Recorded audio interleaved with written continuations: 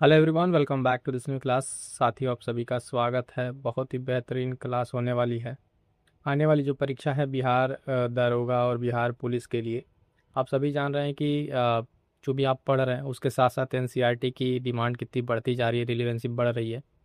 तो हम आपके साथ डिस्कस करने वाले हैं यहाँ पर कि एक प्रैक्टिस बैच है ये, ठीक है, जिसमें डेली हम लोग क्या करेंगे, 6 to 12 आपके एनसीईआरटीज़ हैं जो सारे सब्जेक्ट्स के, यहाँ पे आपको डेली एक एक चैप्टर कराया जाएगा और आपको बताते हैं कि पूरी तरीके से इसमें क्या क्या चीज़ें आपसे साथ डिस्कस करेंगे। पूरा सिलेबस लेकर आए हैं, है ना। तो सबसे पहले देखिएगा इसमें क्या है कि जो जीएस एनसीईआरटी प्रैक्टिस बैच है, क्या करेंगे हम लोग, किस तरीके से पढ़ेंगे, तो पूरी चीज़ों को थोड़ा थोड़ा करके जानेंगे। उससे पहले इतने मेरे साथी एक बार जुड़ जाइएगा। और अगर आप बिहार में दरोगा और पुलिस बनना चाह रहे हैं तो इस चीज़ को एकदम अच्छे से कंप्लीट कर लीजिएगा, एनसीईआरटी को। और इस प्रैक्टिस बैच को क्यों बता रहे हैं कि आपको किस तरीके से क्या करना है। सबसे पहले देखिए, इसमें 6 to 12 की सारी चीज़ें कवर अप होंगी। इतिहास मेजर मेजर जो सब्जेक्ट है, इतिहास हो गया, भूगोल, भारतीय राज्य व्यवस्था, अर्थव्यवस्था, विज्ञान, और इसके तीनों जैसे फिजिक्स, केमिस्ट्री, है ना, बायोलॉजी। तो इसमें क्या करेंगे हम लोग, लगभग लगभग इतिहास से आपके कम से कम देखिए 1,000 से ज़्यादा प्रश्न डिस्कस करेंगे इसमें, ठीक है। इसी तरीके से हर एक सब्जेक्ट से, यानी कुल मिला के आपके यहाँ 5 सेगमेंट हैं टोटल। हम लोग लगभग यहाँ पे अगले आने वाले कुछ दिनों में, जब डेली के हिसाब से कंप्लीट करेंगे, 5,000 प्लस क्वेश्चन हम लोग यहाँ डिस्कस करने वाले हैं, ठीक है। तो सबसे पहले इसमें क्या रहेगा, इतिहास है। प्राचीन इतिहास को यहाँ से लेंगे। अभी इसके सिलेबस को बाइफरकेट करेंगे, आपको समझाएंगे कि चीज़ें क्या कैसे हैं। और ध्यान दीजिएगा कि यही यूट्यूब पे सारी क्लासेज होंगी, बस आपको डेली रेगुलर जुड़ना है। सुबह मॉर्निंग में आपको इसकी क्लासेस मिल जाएंगी, ठीक है। 7 से 8 के बीच में आपको क्लासेस डेली की अपलोड हो जाएंगी। और यहीं से स्टार्ट हम करेंगे, डे 1 डे 2 करके सारी हमारी सीरीज चलेगी।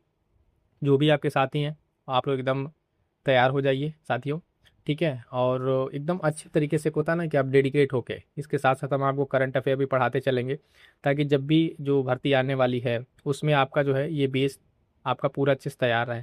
कोई भी अन्य एग्ज़ाम दे रहे हैं बिहार दरोगा पुलिस के साथ साथ, तो उसमें जीएस अगर आपका पूछा जा रहा है तो एनसीईआरटी वाला ये बैच आपके लिए ब्रह्मास्त्र होगा, ठीक है। तो ये चीज़ आपके लिए क्या होगा, ब्रह्मास्त्र होगा। तो इसको आपको क्या करना है, ध्यान रखना है। अब इस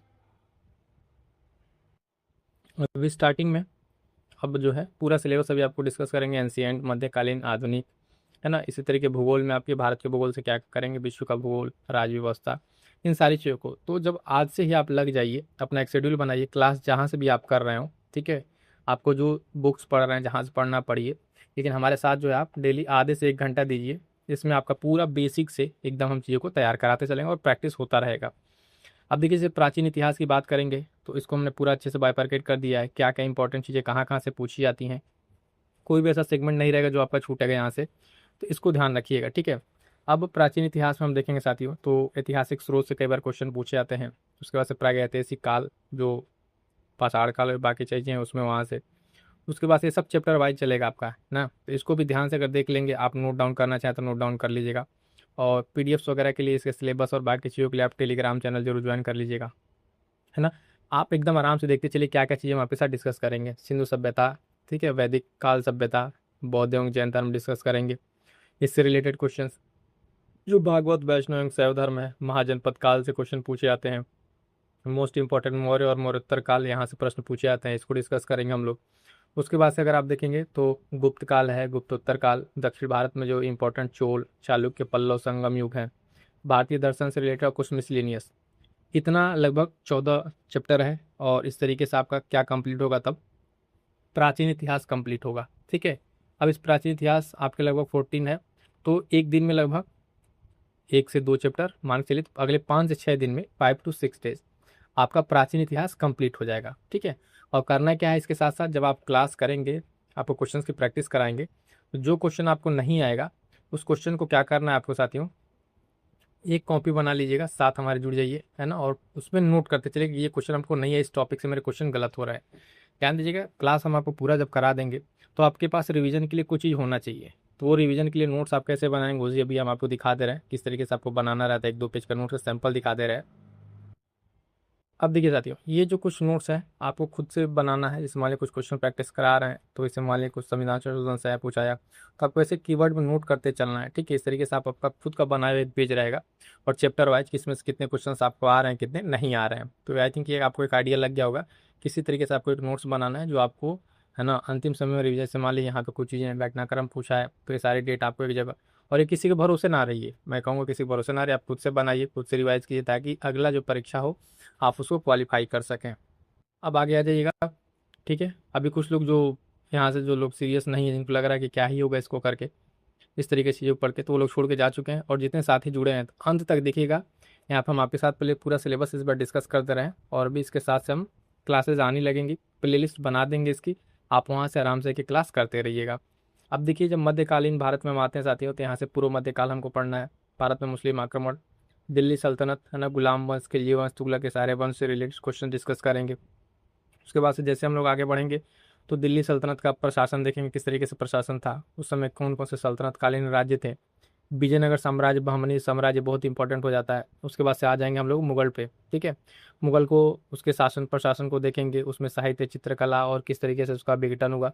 इन सारी चीज़ों को देखते देखते हम लोग जब आगे बढ़ेंगे तो मराठा का उदय, ठीक है, सिखों का उदय, इस तरीके से जो आगे चीज़ें आएंगी, भक्ति सूफी आंदोलन देखेंगे, फिर मिसलिनियस। तो आप देख पा रहे हैं, फिर यहाँ भी 12 से 13 चैप्टर है, और भी लगभग आपका 5 से 6 दिन में, 5 to 6 डेज आपका लगेगा, ये चीज़ आपकी कंप्लीट हो जाएंगी। अगला जब सिलेबस के पार्ट में पढ़ेंगे, आधुनिक भारत के इतिहास को देखेंगे। आधुनिक भारत के इतिहास में क्या है साथियों, तो देखेंगे यूरोपीय कंपनियों का आगमन, और ये चैप्टर वाइज आपको हम देते जाएंगे और आप रिवीजन करते जाएंगे। उसके बाद से मुगलों का पतन, जो स्वायत्त राज्य हैं उनका आपका उदय होगा, ब्रिटिश शासन का विस्तार होगा, है ना, उसका ब्रिटिश जो शासन है उसका भारतीय अर्थव्यवस्था पर क्या प्रभाव पड़ता है उससे देखेंगे क्वेश्चन। 1857 का विद्रोह, आधुनिक भारत में शिक्षा, है ना, प्रेस का विकास, सामाजिक धार्मिक सुधार आंदोलन, यहाँ से बहुत सारे जो आंदोलन है ना, उन लोगों के कौन कौन से समय पर कौन कौन से एक्ट आए। भारतीय राष्ट्रीय कांग्रेस और उससे रिलेटेड जो चीज़ें हैं, बहुत इंपॉर्टेंट है ये चैप्टर। ठीक है, भारतीय राष्ट्रीय कांग्रेस, हर बार आपकी परीक्षा में 2 से 3 प्रश्न तो डायरेक्ट ही रहता है, सिर्फ कांग्रेस अधिवेशन से और बाकी चीज़ों से। राष्ट्रीय आंदोलन आप देख पा रहे हैं, पूरा पूरा आपका इसमें 100-200 क्वेश्चन इसके साथ डिस्कस करेंगे, फिर यहाँ भी मिसलेनियस हम लोग डिस्कस करेंगे। तो ध्यान दीजिएगा, इसके साथ साथ आपका सिलेबस भी कंप्लीट होता जा रहा है, आप एक बार समझ लेंगे, और इसी तरीके से आप क्या करिएगा, एक पेज बनाइएगा और उस तरीके से सारी चीज़ों को नोट कर लीजिएगा। अब आइए भूगोल में देखते हैं हम लोग को क्या क्या पढ़ना है। इस तरीके से भूगोल में जब हम आएंगे साथियों, ठीक है, और देखिए कोई भी आपके डाउट हो ना तो आप जेनुअनली आप कमेंट कीजिए कि कहाँ आपको क्या दिक्कत आ रही है, पढ़ने में दिक्कत आ रही है, रिवीजन करने में, नोट्स को लेकर प्रॉब्लम आ रही है। देखो यार, चीज़ें ना सीरियस से एक बार लेके पढ़ाई कर लोगे ना, जैसे मान लो एनसीईआरटी कितने लोग पढ़े हैं, नहीं पढ़े हैं, छोड़ देते हैं बीच में। अभी इसी सीरीज को देखो, अभी शुरू में कितने लोग देख रहे थे, स्टार्ट में छोड़ के चले गए, पूरी सीरीज को कंप्लीट नहीं करेंगे। तो एक बार आप कहीं से लग के कर लीजिए, अगर आपको कहीं और से अच्छा लग रहा है, कहीं और चीज़ें मिल रही है तो वहाँ से कर लीजिए। लेकिन ये जेनुइनली एक बार आप एनसीईआरटी कर लेंगे ना, तो आप समझिए किसी भी परीक्षा में बैठेंगे 5 से 10 प्रश्न आपके प्लस रहेंगे। ठीक है, और बहुत ज़्यादा से क्वेश्चन से सिलेक्शन नहीं रुकता है, 2-4 क्वेश्चन से सबका सिलेक्शन ही आगे पीछे रहता है। तो इसमें क्या देखेंगे, भारत के भूगोल में हम लोग साथियों, भारत का सामान्य परिचय रहेगा, है ना, भूगर्भिक संरचना, भौतिक स्वरूप जो है उसको देखेंगे, अपवाह तंत्र, सारे नदियाँ और किस तरीके से ड्रेनेज पैटर्न है, जलवायु देखेंगे, यहाँ की मृदा को देखेंगे, प्राकृतिक वनस्पति देखेंगे। ठीक ना, उसके बाद से जब आगे बढ़ेंगे ये सारा का सारा चैप्टर रहेगा, और हर एक क्लास में लगभग आपको 40-50-100 के आसपास भी एमसीक्यू मिल जाएंगे। प्राकृतिक वनस्पति, सिंचाई, बहुउद्देशीय योजनाएं, कृषि पशुपालन से क्वेश्चन पूछता है, खनिज और ऊर्जा संसाधन मोस्ट इंपॉर्टेंट है, हर बार यहाँ से प्रश्न देखने को मिलता है, स्टेटमेंट वाले प्रश्न देखने को मिल रहे हैं। उद्योग, परिवहन, जनजातियाँ कौन कौन सी मोस्ट इंपॉर्टेंट जो भारत की जनजातियाँ उसके बारे में, प्राकृतिक आपदाएं कौन कौन सी आ रही हैं, पर्यावरण अभी आप देख रहे हैं आलपीएल बिहार और आसाम क्षेत्र किस तरीके से फ्लड बाढ़ में पीड़ित है, ठीक है, बाढ़ से ग्रसित है, उसके साथ विविध। फिर यहाँ पे भी देखिए कि भी सारी चीज़ें आपके 5 से 6 दिन लगेंगी, सारी चीज़ें, है ना, चैप्टर वाइज आपको कंप्लीट करा दिया जाएगा। और इस क्लास आपको मैं फिर से कर रहा हूँ, डेली आपको क्लास मिलती रहेगी और आप एक एक चैप्टर कंप्लीट करते रहेंगे। क्लास कीजिएगा, जो आपको एमसीक्यू की क्लास प्रैक्टिस कराई जाएगी, कमेंट करके बताइएगा, और एक खुद खुद के लिए भी एक पेज बनाइएगा, इस चैप्टर में आपने कितने क्वेश्चन थे, मान लीजिए 30 क्वेश्चन है, तो 30 क्वेश्चन में आपके कितने सही हो रहे हैं, कितने गलत किए हैं। ठीक है, फिर दोबारा जब आप अटेम्प्ट करेंगे तो चीज़ आपके लिए और बेहतर हो जाएंगी। इस जिस तरीके से मैं बता रहा हूँ आप एक बार बस करके देखिए, फिर दोबारा आपको जो है इस तरह के जीएस में प्रॉब्लम नहीं आएगी। अब आइए पूरे सिलेबस को बाइफरकेट करते हैं, कौन, विश्व के भूगोल को। विश्व के भूगोल में क्या क्या चीज़ें हम लोग देखेंगे यहाँ पर साथियों, तो देखिए ब्रह्मांड सौर मंडल से स्टार्ट करेंगे, अक्षांश और देशांतर रेखाएं, पृथ्वी की उत्पत्ति के बारे में, भूकंप, ज्वालामुखी, चट्टाने मोस्ट इंपॉर्टेंट है, यहाँ से प्रश्न पूछा जाता है, पर्वत, पठार, मैदान जो विश्व के हैं महत्वपूर्ण, मैपिंग के साथ कोशिश कर लेंगे, इसको कंप्लीट करेंगे। जलमंडल है, झीलें, जलप्रपात, झीलें, है ना, प्रमुख जल संधियाँ, अभी जैसे हॉर्मुज जल संधि इस तरीके से कितने चर्चा में थी, महाद्वीपीय जो प्रवाह, सागर नितल का प्रसरण है, वायुमंडल संरचना संगठन के बारे में, जलवायु, प्राकृतिक वनस्पतियाँ। ठीक है, उसके बाद से विश्व लेवल पे जो है आप देखेंगे जो जनजातियों की भाषाएं क्या है, कृषि पशुपालन विश्व पे क्या पैटर्न है, खनिज ऊर्जा संसाधन, उद्योग, परिवहन, जनसंख्या एवं नगरीकरण, राजधानी एवं प्रमुख नगर। ठीक है, इस तरीके से हमारा क्या कंप्लीट होगा, विश्व का भूगोल। अब आ जाइए भारतीय राज्य व्यवस्था पे। भारतीय राज्य व्यवस्था के सारे छोटे छोटे पॉइंट सेगमेंट करके पूरे एकदम ब्रेक कर दिया है ना। जो पीपीटी आपको हम आपको टेलीग्राम पे प्रोवाइड करा देंगे, आप इसका नोट्स बना लीजिएगा इस तरीके से सिलेबस का, और पढ़ते जाइएगा। पढ़ने का तरीका सिंपल से, जैसे मान लिया आपको राज्य व्यवस्था पढ़नी है तो आप पहला चैप्टर पढ़ें, टिक कीजिए, दूसरा कीजिए, तब दोबारा जब पढ़ने आएंगे तो आपको पता चलेगा अच्छा ये चीज़ हमारा रह गया था। ठीक है, मान लिया नागरिकता नहीं पढ़ा, इधर रह गया, नीति आयोग नहीं पढ़ा, रह गया, तो ये चीज़ आपको ऐसे दिखेंगी तो आपको जो एक कॉन्फिडेंस आएगा कि अच्छा हमने ये चीज़ें पढ़ रखी है। तो इसमें देखिए क्या क्या हम पढ़ेंगे, इसमें लगभग थोड़े से चैप्टर ज़्यादा होंगे पूरे पॉलिटी में। इसमें कोशिश करेंगे दो से तीन चैप्टर एक एक दिन कंप्लीट करा दें, और ना टेलीग्राम पर हम अपडेट कर देंगे। ठीक है, जैसे मान ली कल के कौन सी क्लास आएगी उस टॉपिक को कर देंगे, आपके पास जो नोट्स होगी, जो बुक्स होगी, है ना, उससे आप क्या करेंगे, उसको पढ़ कर आएंगे उस चैप्टर को, फिर यहाँ पर आके आप अपना प्रैक्टिस करेंगे। तो भारत का संवैधानिक विकास के बारे में बात करेंगे, संविधान की विशेषताएं, उद्देशिका, संघ और उसका राज्य क्षेत्र, नागरिकता है, मूल अधिकार, हर बार प्रश्न पूछता है, डीपीएसपी, राज्य के नीति निर्देशक तत्व यहाँ से।